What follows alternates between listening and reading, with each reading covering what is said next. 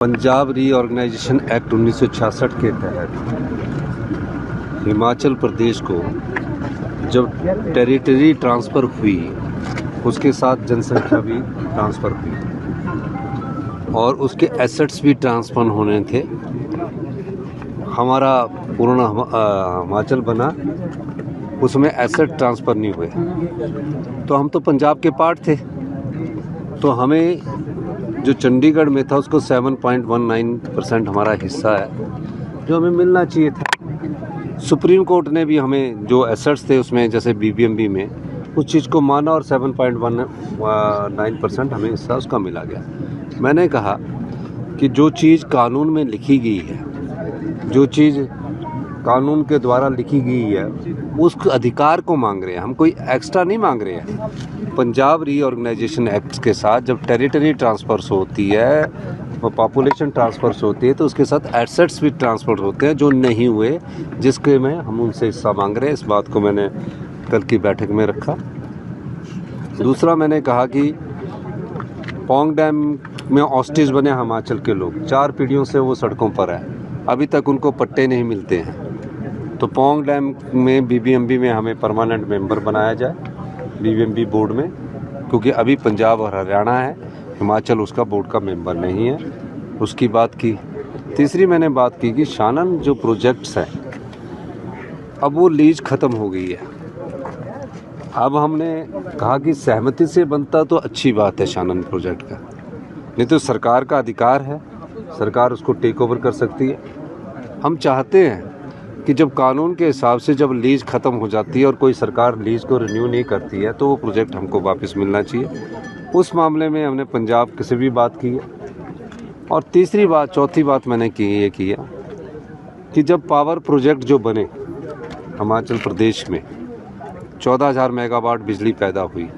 14,000 बिजली मेगावाट पैदा करने के लिए 1990 में एक पॉलिसी बनी कि 12% फ्री रॉयल्टी मिलेगी। फ्री रॉयल्टी मिलने के बाद और 1% लाडा मिलेगा। उसके बाद का हमने ये कहा कि जो पावर प्रोजेक्ट बन चुके हैं वो 40 साल के लाइफ लॉन्ग नहीं है, लाइफ लॉन्ग नहीं होनी चाहिए, वो 40 साल बाद प्रदेश को वापस मिलने चाहिए। और जो प्रोजेक्ट फ्री हो गए, यानी कि एक प्रोजेक्ट अगर सपोज कीजिए 100 रुपये में बनता है, एक प्रोजेक्ट अगर 100 में बनता है, 1 लाख में बनता है, 10,000 करोड़ में बनता है, 1,000 करोड़ में बनता है, उसने कर्जा लिया जैसे 1,000 करोड़, जब 1,000 करोड़ का कर्जा वापस कर दिया और उसके बाद प्रॉफिट कमा दिया, तो 12% की जो फ्री रॉयल्टी है वो हमें फ्री रॉयल्टी बनकर 50% मिलनी चाहिए, ताकि क्योंकि रॉ मटेरियल जो है वो पानी है और जो फिनिश गुड है वो इलेक्ट्रिसिटी है। जब आपने सारा कर्जा उतार दिया, सब कुछ उतार दिया, उसके बाद तो हिमाचल के लोगों के अधिकार तो दो, ये मैंने उनसे कहा है और मैंने इस बात को गंभीरता से कहा है। और मैं चाहता हूं कि जो पावर प्रोजेक्ट फ्री हो गए हैं उसमें हमारी रॉयल्टी कम से कम 50% कर दी जाए, 15 साल बाद कर दी जाए, 20 साल बाद कर दी जाए। रॉ मटेरियल में और जो नुकसान होता है डिजास्टर में वो हम सहन करते हैं। तो इस दृष्टिकोण से मेरी वहाँ बात रखी है। लेकिन पंजाब के बारे में आपका क्या कहना है? आज ये कहा है कि हिमाचल जो है वो बड़ा भाई कह करके जो हमें उजाड़ रहा है, और अगर हिस्सेदारी मांगनी है तो जो बाढ़ में हमारा पंजाब क्षतिग्रस्त हुआ उसमें भी हिस्सेदारी मांगनी। देखिए, हम ज़्यादा उजड़े हैं पंजाब से, पंजाब हमारा बड़ा भाई है, हम कोई कुछ नहीं कह रहे, हम हिस्सेदारी नहीं मांग रहे, हम कोई हिस्सेदारी किसी चीज़ में नहीं मांग रहे। हम तो केंद्र सरकार से ये बात कर रहे हैं कि जब शानन प्रोजेक्ट की लीज ख़त्म होगी तो कौन सा कानून है कि आपको हम लीज के आधार पर उसको रिन्यू कर दें? है कोई कानून?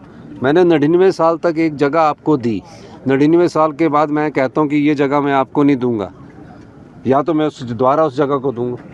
तो हम पंजाब सरकार को ये कहते हैं कि जो सही है उसको करिए। उजड़ हम रहे हैं, डिजास्टर हम सहन कर रहे हैं, ये जितने डैम बन रहे हैं इसके कारण डिजास्टर हम लोग सहन कर रहे हैं। हमारे लोग ऑस्टिज बने, अभी तक उनको जगह नहीं मिली, हमारे लोग सड़कों पर आए, उजड़ते हिमाचली है। तो इसलिए मैं आपको ये कहना चाहता हूँ कि हम पंजाब के साथ भी मिल बैठकर बात करेंगे और आपसी टेबल पर बैठ के ही बात होगी। कोई ऐसा नहीं हम तो अधिकार बता रहे हैं, वो अपनी बात कह रहे हैं। ये